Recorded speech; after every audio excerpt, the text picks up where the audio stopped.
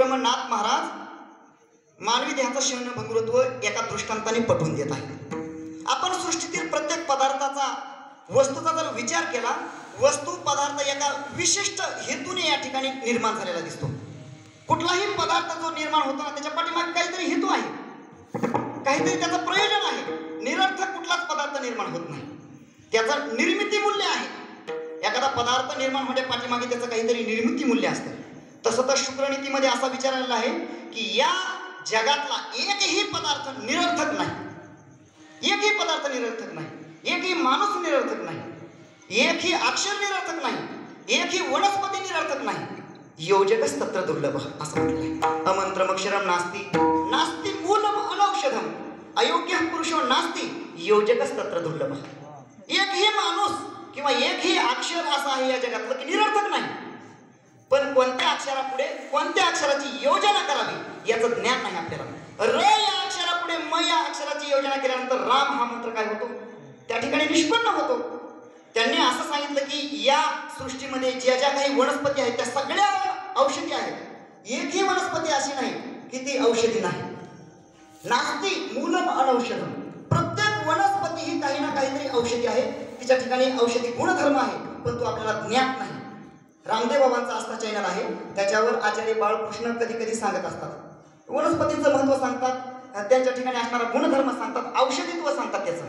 त्यांनी एका ठिकाणी असं सांगितलं एका कार्यक्रमामध्ये, हे जे आपलं पिंपळाचं झाड असतं ना, हे पिंपळाच्या झाडाचे जे पानं आहेत त्याचा त्यांनी एक प्रयोग सांगितला. प्राथमिक उपचार म्हणून करायला काहीच हरकत नाही. सर्पदंश झाल्यानंतर आपण डॉक्टरपर्यंत पोहोचत असताना मधल्या काळामध्ये आपल्याजवळ जर जोडकुटी असेल, पिंपळाची पानं घ्यायची, ती गुंडाळायची, दोन्ही कानामध्ये अशी ठेवायची, 2-2 मिनिटं ठेवायची, पुन्हा काढायची, दुसरी पानं ठेवायची. ते सांगतात तुम्ही जर तिथपर्यंत गेले तर डॉक्टर सुद्धा त्याला म्हणणार नाही की साप चावलाय म्हणून, कारण त्याच्यामध्ये एवढी शक्ती आहे की ते काय करतं, विष शोषून घेतं. आता हा गुणधर्म आपल्याला माहिती आहे का?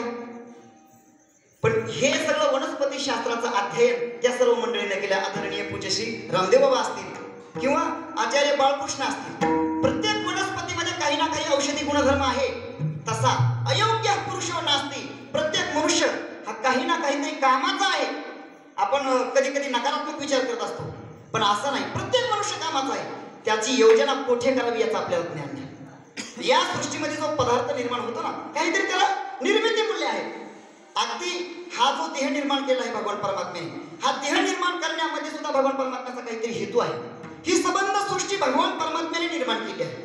सृष्टीतला प्रत्येक पदार्थ भगवंताने निर्माण केला आहे. आता काही काही मतप्रवाह वेगवेगळे पाहायला मिळतात. चार्ल्स डार्विन नावाचा एक पाश्चिमात्य शास्त्रज्ञ आहे, तो असं म्हणतो की उत्क्रांतीवाद नावाचा त्याने सिद्धांत मांडलेला आहे. आता जो मनुष्य दिसतो ना, तो पूर्वी आदी मानव होता, त्याच्याही अगोदर तो माकड होता, आणि त्याचा विकास होत होत दुर्दैवाने शालेय पाठ्यपुस्तकाच्या 3ऱ्या-4थीच्या इतिहासामध्ये हे शिकवलं जातं. आदी मानवाचं चित्र असतं बघा, आपण कधी पाहिलं असतं असेल ना शाळेमध्ये, तर हे दुर्दैवाने शिकवलं जातं. ही संबंध सृष्टी भगवान परमात्म्यापासून निर्माण झाली आहे. त्याचा जो उत्क्रांतीवादाचा सिद्धांत आहे तो स्वभावतः खंडित आहे देवा. त्याचं कारण असं, जर माकडापासून माणूस होत असता तर आताही माकड आहे. आता माकडापासून काहीतरी माणूस व्हायला पाहिजे का नाही, पण तसं होताना दिसत नाही. स्वभावतः त्याचा तो सिद्धांत खंडित आहे. ही संबंध सृष्टी भगवान परमात्म्यापासून झाली असं प्रमाण आहे, अशी युक्ती आहे, असा अनुभव आहे, प्रमाण आहे. येतो वायुमानी भूतानी जायते येन जातानी जीवंती यत प्रयंतनी संविशंती तद्विजिज्ञासा सुतत ब्रह्मेती. तैतरीय उपनिषदामध्ये हा मंत्र आलेला आहे. महाराज सगळे जाणकार आहेत. आदरणीय महाराज ऋषिकेशला जवळजवळ 10-12 वर्षे त्या ठिकाणी अध्ययन केले महाराजांनी, म्हणून विशेषत्वाने मला श्रुतींचा या ठिकाणी उद्घोष करावा वाटतं. विठ्ठल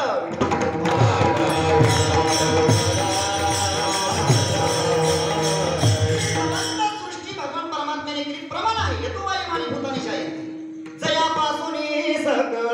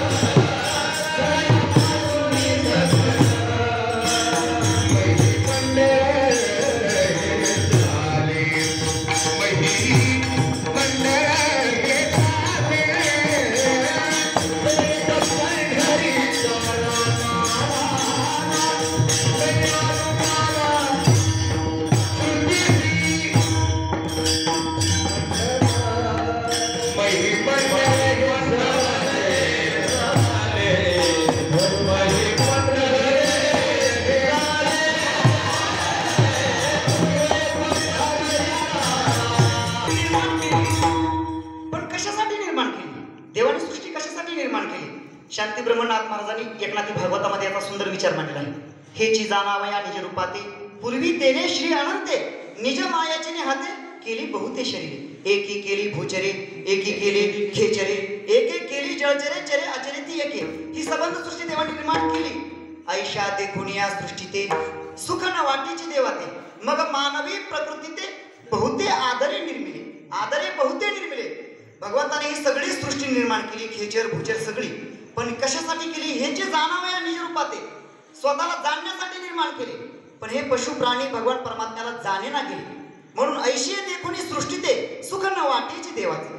भगवंताला ही सगळी सृष्टी पाहिल्यानंतर दुःख वाटू लागलं. अरे मी निर्माण कशासाठी केलं हे मला जर ओळखत नसतील. एखाद्या वडिलांना एखादा मुलगा जर ओळखत नसेल तर त्याला किती वाईट वाटेल हो. मी याच्यासाठी हाडाची काढ रात्रीचा दिवस रक्ताचं पाणी करून ह्याला रानाचं मोठं केलं आणि हा मला साधा विचारत सुद्धा नाही. भगवान परमात्म्याला वाईट वाटू लागलं. ही सगळी सृष्टी मी निर्माण केली मला जाणत नाही.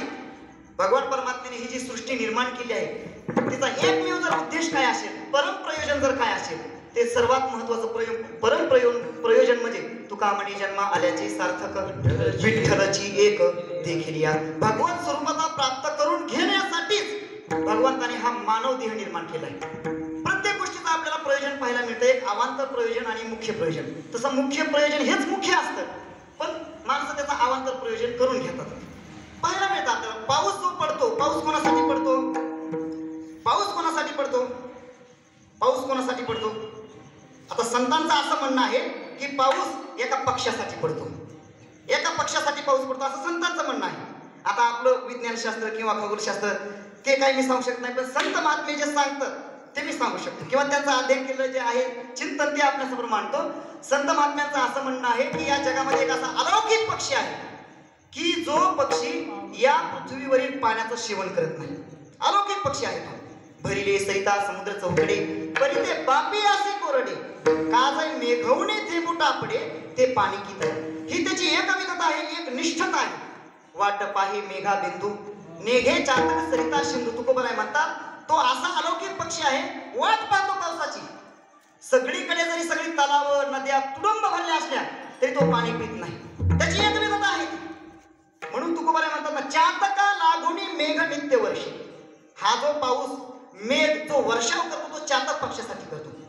मग त्याचा जो मुख्य जे प्रयोजन आहे मुख्य हेतू जो काय आहे तो काय आहे चातक पक्षाची तहान भागवणे हा त्याचा मुख्य हेतू आहे मुख्य प्रयोजन आहे.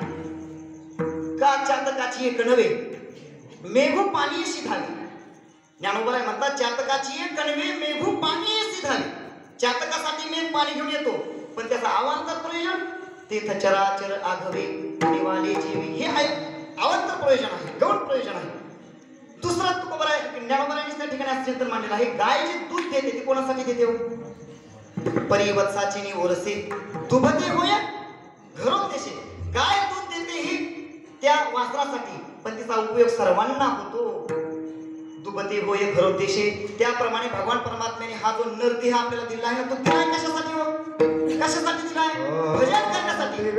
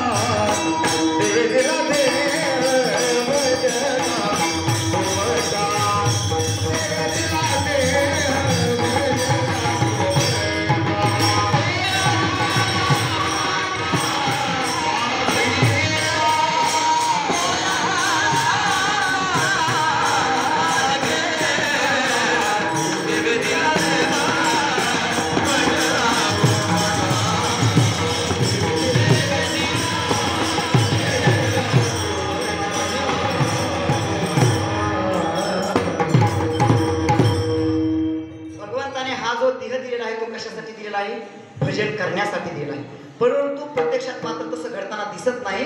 ज्ञानेश्वर महाराज म्हणतात, पाहे पा शरीराची या गावा जया लागी आले पांडवा, तो कार्या तू आघवा सांडोनिया. पाहे पा शरीराची या गावा जया लागी आले पांडवा, तो कार्या तू आघवा सांडोनिया. किंवा हा जो मनुष्य देह प्राप्त झालाय तो काहीतरी कार्यार्थासाठी प्राप्त झालेला आहे, काहीतरी हेतू आहे. जया लागी आले पांडवा, तो कार्यार्थ. हा येण्याचे शरीर, शिरा येणे सरे किंबहुना येर झाले शिरा पडे, हा मुख्य हेतू आहे, मुख्य उद्देश हा आहे. परंतु तसं होताना दिसत नाही, प्रत्यक्षात मात्र वेगळं चित्र आहे. संत महात्मे सांगतात, इंद्रिय ग्रामीच्या राजपिधी अहममतेची या जल्पवादी, विकारांतराची मांदी मिळवली देवधर्म सांदी पडिले सकळे.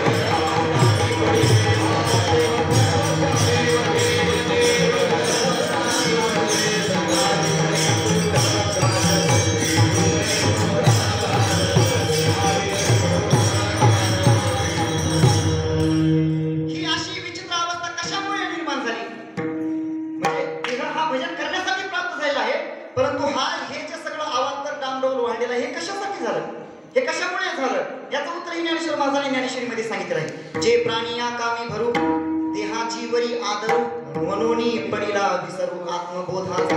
देहावर अत्यंत आदर असल्यामुळे, अत्यंत आसक्ती असल्यामुळे त्याला आत्मबोधाचा विसर पडला, भगवत स्वरूपाचा विसर पडला आणि तो देहावर तादात्म्य धारण करून देहाच्या अंजन भंजनामध्येच वावरू लागला. संत महात्मे कनवाळू आहेत, कृपाळू आहेत, त्यांच्या ही गोष्ट लक्षात आली की अरे बाबा, ज्या देहाचं तू अंजन भंजन करतोयस तो देह आहे तरी कसा, तो अत्यंत नाशवान आहे, तो कुचका आहे, एक ना एक दिवस तो नष्ट होणार आहे. त्याचं क्षणभंगुरत्व संत महात्मे आता शांतीब्रह्म नाथ महाराज अभंगाच्या पहिल्या चरणात सांगतात.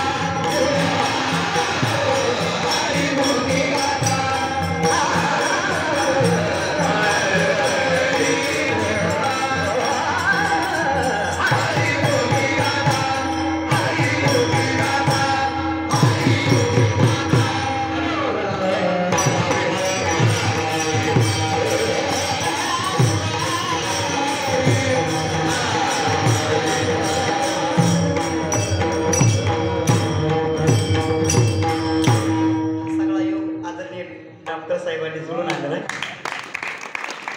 खरं म्हणजे महाराज मला अवसान सापडा लागलं कारण म्हणून विठ्ठल विठ्ठल भजन घेतलं एक तर माझ्यात अवसान कमी आणि सगळी ही वजनदार मंडळी या ठिकाणी उपस्थित आहे ते म्हटल्यानंतर अवसान सापडा गेलं म्हणून विठ्ठल विठ्ठल भजन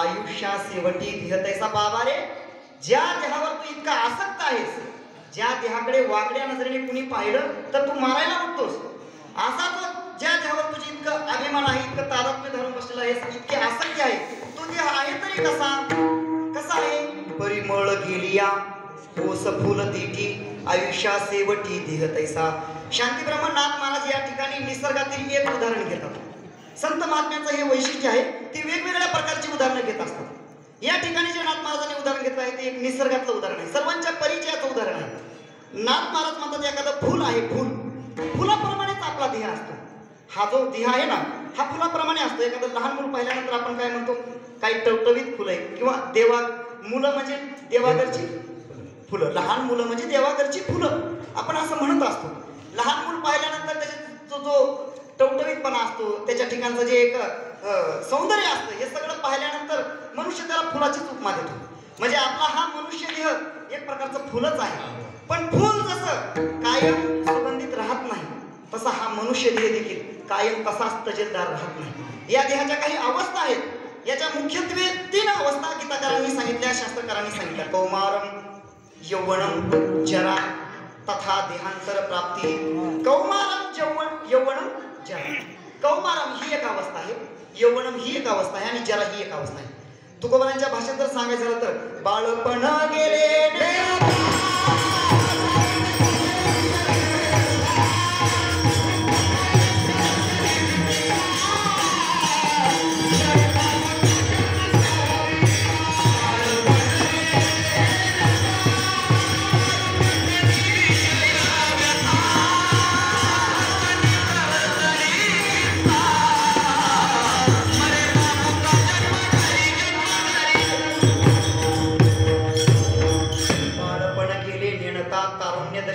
व्यथा वृद्धपणे प्रवर्तली चिंता मरे मागुता जन्मधरी या देहाच्या 3 अवस्था आहेत बाळपण कसं जातं म्हातारपण कसं तारुण्य कसं जातं आणि म्हातारपण कसं जातं तुकोबाराय सांगताय बाळपण कसं जातं नीनता बाळपण गेले नीनता तारुण्य तसे विषय व्यथा आणि वृद्धपणे प्रवर्तली चिंता आणि वृद्धपणामध्ये मग चिंता असते तळमळ असते लहान मुलं जी असतात ना ती कशी करतात वळवळ करतात तरुणपणी चळवळ असते लहानपणामध्ये वळवळ असते तरुणपणात चळवळ असते आणि म्हातारपणामध्ये तळमळ असते तुकोबाराय सांगतात की वृद्धपणे प्रवर्तली चिंता मरे मागुता जन्मधरी या देहाच्या 3 अवस्था आहेत देहामध्ये काही विकार आहेत देहाचे विकार आपल्याला 2 दृष्टिकोनातून पाहायला मिळतात एक स्थूल विकार आहे आणि एक सूक्ष्म विकार आहे म्हणजे दिसून येतात तसं चिंतनावरून सर्व स्थूल विकार आहे कोणते अस्ति जायते वर्धते विपरिणमते अपक्षीयते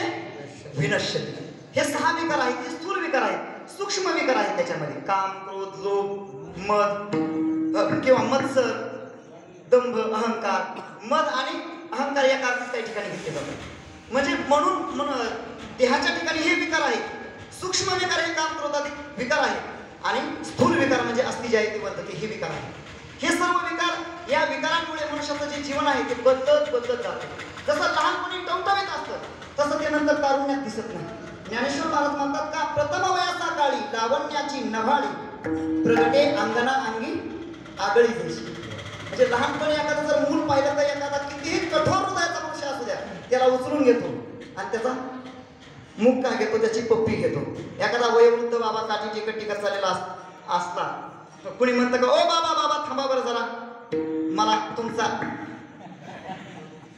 तुमची शेल्फी काढायची तुमच्या बरोबर आहे अहो शेल्फी नाही हेल्प सुद्धा कोणी काही करत नाही शेल्फी तर द्या सोडून मदत सुद्धा कोणी करत नाही वयोवृद्ध पाहिल्यानंतर या देहाच्या ह्या अशा अवस्था आहेत म्हणून बाबा रे त्याच्यामध्ये गुंतू नकोस एक विचार तर करून ठेवा असा या देहाचा हा देह कसा आहे हा देह नाशिवंत मळमूत्राचा मागा वरी चर्म घातले रे कर्म कीटकाचा सांगा रवनव दुर्गंधी रे अमंगळ तिचा बांधा स्मरित्या हरिहरा शरण जाई गोविंदा. हा देह असा आहे, याची पॅकिंग चांगली आहे. या देहाची पॅकिंग चांगली आहे म्हणून एवढे आपण जवळ बसलेलो आहोत कोरोनाच्या महामारीच्या काळामध्ये. सगळी पॅकिंग व्यवस्थित आहे. या देहावरचा जर चमडा काढून पाहिलं तर काय पाहत तरी वाटतंय का? एखादा मनुष्य गाडीवर पडला असेल, नागडोळे त्याचे जर फुटलेले असेल, त्याच्याकडे पाहवतं का आपल्याला? पाहवतच नाही. त्याची पॅकिंग चांगली आहे. वरी चर्म घातले कर्म कीटकाचा सांगा असा हा देह आहे. म्हणून याच्यामध्ये तू जास्त गुंतू नकोस म्हणजे जास्त आसक्त होऊ नकोस. कारण हा देह तर कसं आहे, शास्त्रकारांनी असं सांगितलं, कालिदासांनी असं सांगितलं की शरीरम खलु धर्म साधन. धर्माचं खरं जर साधन काय असेल तर शरीर आहे. शरीर महत्वाचं आहे.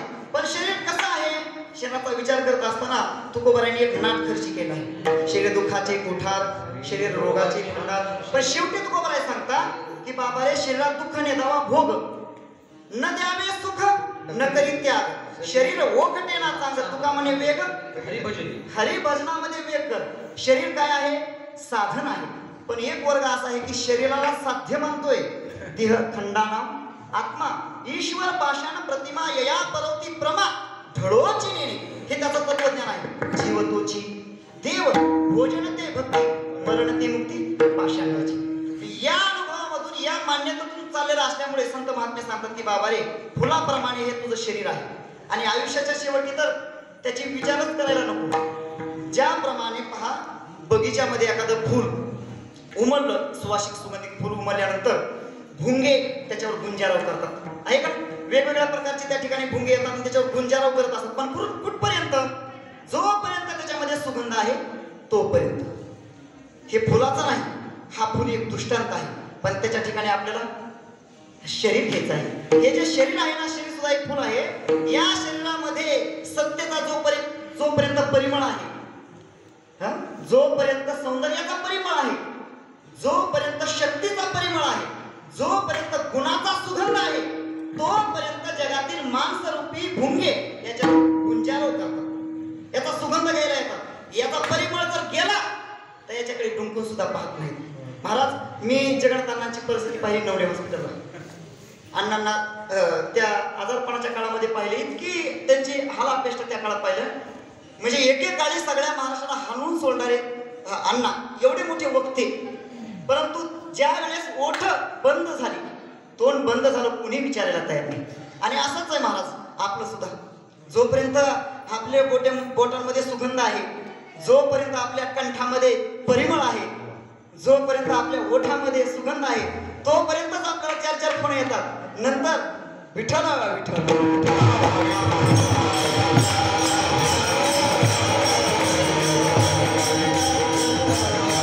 आत्मनस्तु कामाय सर्वं प्रियं भवति. हा सिद्धांत आहे. आत्मनस्तु कामाय सर्वं प्रियं भवति. बृहदारण्यक उपनिषदामध्ये एक प्रसंग आहे, खूप उद्बोधक असा तो प्रसंग आहे, प्रेरणादायी प्रसंग आहे. तो प्रसंग ऐकल्यानंतर कदाचित आपल्याला थोडंसं वैराग्य किंवा आपण गंभीर होऊ. महत्वाचा प्रसंग आहे. राजा जनकाच्या दरबारामध्ये याज्ञवल्क्य ऋषींनी सभा जिंकली, विद्वानांची सभा जिंकली. त्यामुळे त्यांना पुष्कळचं धन त्या ठिकाणी याज्ञवल्क्य ऋषींनी दिलं.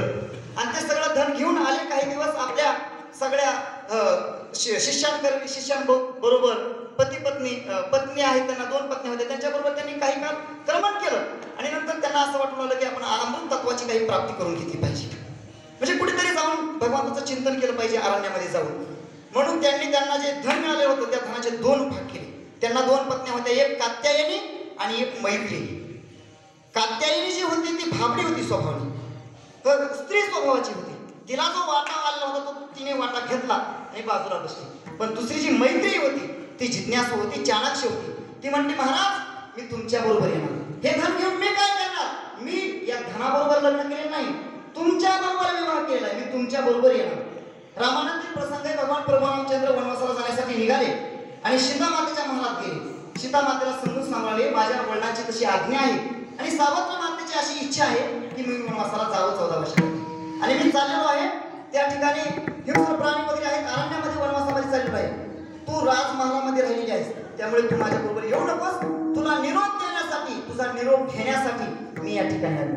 निरोप शब्द ऐकला आणि सीता माता अस्वस्थ झाल्या. निरोप कसला माझा घेता, निरोप कसला माझा घेता, जेथे राघव तेथे सीता, जेथे राघव तेथे सीता. प्रभू मी तुमच्या बरोबर येणार. मैत्री मिळाली महाराज, तुम्ही ज्या ठिकाणी असाल त्या ठिकाणी येणार. अगं मी वनवासामध्ये चाललेलो, मी अरण्यामध्ये चाललेलो आहे, माझ्या बरोबर येण्याचा का आग्रह धरतेस तू? हे धन घे आणि बस. ती म्हटली हे तुम्ही कुठं चाललात? ते म्हटले मी अमृतत्वाच्या प्राप्तीसाठी चाललेलो आहे. मग ती म्हटली या धनाने मला अमृतत्व प्राप्त होईल का? भगवान परमात्मा प्राप्त होईल का? ती म्हटले नाही, असं होऊ शकत नाही. मग ती म्हणाली येन अहम न अमृतास्याम किम अहम तेन प्रियम, ज्यामुळे मी अमृतत्वाला प्राप्त होऊ शकत नाही ते धन घेऊन मी तरी काय करू? मी तुमच्या बरोबरच येणार. अगं पण एवढा अंदाज कशासाठी? एवढा अंदाज कशासाठी? मी काही सप्ताहाला चाललेलो नाही, तिकडेच राहणार आहे. सप्ताहाला चालू नाही, सप्ताहाला गेल्यानंतर थोडीशी व्यवस्था असते, तसं काही चाललं. भागवताचा काही कार्यक्रम नाही. मी तपश्चर्यासाठी चाललेलो आहे, जंगलामध्ये चाललेलो आहे, त्या ठिकाणी श्वापद आहेत, हिंस्र प्राणी आहेत, माझ्या बरोबर येऊ नको, मी तुमच्या बरोबरच येणार. एवढा अट्टहास कशासाठी? ती म्हणाली माझं तुमच्यावर प्रेम आहे. असं म्हटल्यानंतर याज्ञवल्क्य ऋषी मोठ्याने हसले. महाराज तुम्ही खुशाल हसताय? हो म्हटले, तू खोटं बोलतेस, तुझ्या बोलण्याचं मला आश्चर्य वाटतंय. तू जे माझ्यावर प्रेम करतेस ते माझ्यासाठी करतेस का तुझ्यासाठी करतेस? तुझे माझ्यावर प्रेम करतेस ते माझ्यासाठी आहे का तुझ्यासाठी आहे? ती म्हणाली, निरुत्तर झाली ती म्हटली माझ्यासाठीच. ते म्हणाले एक मला सांग, मी जर तुला उद्या प्रतिकूल झालो, मी जर तुला मारू लागलो उद्या, तू माझ्या बरोबर हसशील का? ती म्हणाली नाही, कारण तुम्ही मला प्रतिकूल झाली. मग ते म्हटले असंच आहे, असंच आहे. नवारे पत्य कामाय पती प्रियो भवती, आत्मनस्तु कामाय पती प्रियो भवती. त्या ठिकाणी काही महत्वाचे विधान आहे, खूप महत्वाचे विधान आहे. त्यास याज्ञवल्क्य ऋषी म्हणतात नवारे पुत्राणाम कामाय पुत्राः प्रिया भवन्ति, आत्मनस्तु कामाय पुत्राः प्रिया भवन्ति. एखाद्या माणसाला धन आवडत असतं. किती धन आवडतं? जीव जावं परी नुमसे ठेवीला ठावण्यानं बरं म्हणतात. इतकं धन आवडतं त्याला. पण त्याला विचारलं की धन कशासाठी आवडतं? तो म्हणतो माझ्यासाठी. माझ्या जीवनामध्ये अनुकूलता सर्व प्रकारची प्राप्त होते धनामुळे, म्हणून मला धन आवडतं. नवारे वित्तस्य कामाय वित्तम प्रियम भवति, आत्मनस्तु कामाय वित्तम प्रियम भवति. नवारे लोकानां कामाय लोकाः प्रिया भवन्ति, आत्मनस्तु कामाय लोकाः प्रिया भवन्ति. नवारे सर्वस्य कामाय सर्वं प्रियम भवति, आत्मनस्तु कामाय सर्वं प्रियम भवति. अत्यंत महत्त्वाच्या ह्या श्रुती आहेत. आता हे सगळे वेदातील मंत्र आहेत. या ठिकाणी वेदशास्त्र संपन्न श्रीनिवास देव आहेत, ते जाणकार आहेत. ह्या सगळ्या श्रुती आहेत, मंत्र आहेत. हे सगळं ऐकल्यानंतर तिला काही सूचना केलं, काय करावं काय बोलावं. ती म्हटली महाराज एक मी प्रश्न विचारू का? मला सांगा, मी जे तुमच्यावर प्रेम करते ते माझ्यासाठी, आतापर्यंत तुम्ही जे माझ्यावर प्रेम केलं ते कोणासाठी? पहा प्रश्न किती महत्वाचा आहे त्याचा. आतापर्यंत आपण गुण्या गोविंदाने आपला संसार व्यवस्थित झाला, एकमेकांना आपण प्रेम देत गेलो. आतापर्यंत तुम्ही जे माझ्यावर प्रेम केलं ते कोणासाठी? मी तुमच्यावर प्रेम करते माझ्यासाठी, पण तुम्ही माझ्यावर जे प्रेम केलं ते कोणासाठी? महत्वाचा प्रश्न आहे बरं का. म्हणजे श्रोत्याने कधी कधी प्रश्न विचारला पाहिजे, नाही का बहुधा असं होतं वक्ता बोलतच राहतो आणि श्रोता ऐकतच राहतो. वक्ता बोलतच राहतो आणि श्रोता ऐकतच राहतो. वक्त्याने कधी कधी प्रश्न विचारला पाहिजे, श्रोत्याने प्रश्न वक्त्याला विचारला पाहिजे. श्रोत्याने प्रश्न विचारणं म्हणजे त्याच्या ठिकाणी असणारा दक्षपणा आहे. श्रोत्याने प्रश्न विचारणं म्हणजे त्याचं जिवंतपणाचं लक्षण आहे. धुंडा महाराज म्हणायचे असं म्हणतात. विचारला पाहिजे कधीतरी प्रश्न, पण वक्ता बोलतच होतो भरा भरा भरा भरा आणि श्रोता सगळं ऐकतच राहतो. गुरुवर येतात एक गंमत सांगत असतात. एका ठिकाणी एका गावामध्ये पुराणिक व त्या ठिकाणी प्रवचन करायचे आणि एक श्रोता बसला होता समोर. तो प्रत्येक गोष्टीला म्हणायचा खरंय महाराज, काही झालं तरी खरंय महाराज, खरी गोष्ट आहे, खरी गोष्ट आहे, खरंय महाराज, खरंय महाराज, म्हणजे काही झालं तरी खरंय महाराज. या पुराणिक बोलणं असं वाटलं, अरे हा खरंय महाराज प्रत्येक वाक्याला म्हणतोय, याला खरोखरच काही कळतंय का? आपण हे तपासून पाहिलं पाहिजे. म्हणून उद्याच्या दुसऱ्या दिवशी त्यानं काही केलं, विचार केला, एक कथाच बनवली त्यांनी. पुराणिक बोलणी कथा बनवून आणली आणि ते म्हटले एकदा काय झालं, असा एक सोसाट्याचा भयंकर वारा सुटला. तो म्हटला खरंय महाराज, आणि तो वारा हिमालय पर्वतवर आदळला. खरंय महाराज, हिमालय पर्वत अक्षरशः दुभंगला. हा म्हटला खरंय महाराज. हिमालय पर्वतातून काही मधमाशा बाहेर पडल्या, ह्याचं ठरलेलं ध्रुपद. खरंय महाराज. त्या सगळ्या मधमाशा एका गुळाच्या गोदामामध्ये शिरल्या. तो म्हटला खरंय महाराज. आणि त्या प्रत्येक मधमाशीने एक एक गुळाची ढेप उचलली आणि पुण्यात त्या हिमालयामध्ये गेल्या. तो म्हटला खरंय महाराज. पुन्हा हिमालय पर्वत पूर्ववत झाला. हा म्हटला खरंय महाराज. अरे वेड्या, हे सगळं मी बनवून सांगतोय. तो म्हटला खरंय महाराज. इतके दिवस मी तुला शहाणा समजत होतो, हा माझा मूर्खपणा झाला. तो म्हटला खरंय महाराज. विठ्ठल विठ्ठल.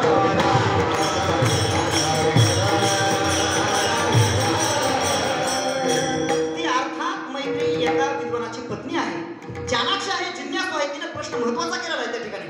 तुम्ही जे मला प्रेम करता ते कोणासाठी? ते म्हटले प्रश्न बरोबर आहे, योग्य आहे प्रश्न. तुझ्यावर जे मी प्रेम करतो ना, ते तुझ्यासाठी नसून माझ्यासाठीच करतो. नवारे ज्याया कामाय ज्याया प्रिया भवती, आत्मनस्तु कामाय ज्याया प्रिया भवती. या जगाचा हा नियम आहे. या जगाचा नियम असा आहे की आपण एखाद्याच्या काहीतरी उपयोगात पडलो तर समोरचा व्यक्ती आपल्या उपयोगात पडतो. जन हे सुखाचे दिल्या ते दर्याचे, अंत हे काळीचे नाही कोणी. जोपर्यंत आपल्यामध्ये सुगंध आहे, परिमळ आहे, तोपर्यंत आपल्याला लोक विचारतात. म्हणून काहीतरी विचार कर बाबा. परिमळ गेलिया ओस फुल तिठी. परिमळ गेल्यानंतर सुगंध निघून गेला फुलातला की ते फुल जसं कोमेजून जातं ना, तसा हा मनुष्य देह कोमेजून जातो. त्याच्याकडे कुणी पाहत नाही. जर काही सुगंध प्राप्त करून ठेवलेला असेल भगवत भक्तीचा, नामचिंतनाचा, तर मात्र सगळे जवळ येतात. परंतु भगवत भक्ती नसेल, बाकीचे सगळे आपण सुगंध गोळा केलेले असतील, तर शेवटी कोणी येत नाही. एक सुगंध जवळ असेल तर येतात बरं का. प्रातस्मरणीय गुरुवर्य रामचंद्र बाबा बोधे, ज्यांच्या सहवासामध्ये आम्ही लहानाचे मोठे झालो, ज्यांच्याकडे पाहूनच परमार्थाला लागलो, ज्यांच्यामुळे जीवनामध्ये आता स्थिर आहोत, असे गुरुवर्य बाबा जवळजवळ 4 महिने पडून होते. सर्व महाराष्ट्राला ज्ञात आहे. बाबांकडे दररोज बारी लागायची अशी दर्शनाला. 200-300 नारळ येऊन पडायचे आळंदीमध्ये दीदार धर्मशाळेमध्ये. बाबा काही मोठे काही कीर्तनकार नव्हते बाबा मोठे, किंवा अन्य काही असे मोठे नव्हते, पण जीवनामध्ये भक्तीचा पुरुषार्थ केला होता. म्हणजे हा जर भक्तीचा सुगंध असेल ना तर मात्र येऊ शकतात. मग हा भक्तीचा सुगंध जवळ कर हे सांगायचे संत महात्म्यांना. कारण हा देह जसा क्षणभंगुर आहे तसा हा देह नाशवान देखील आहे. हीच गोष्ट आपण त्याच्या दुसऱ्या चरणात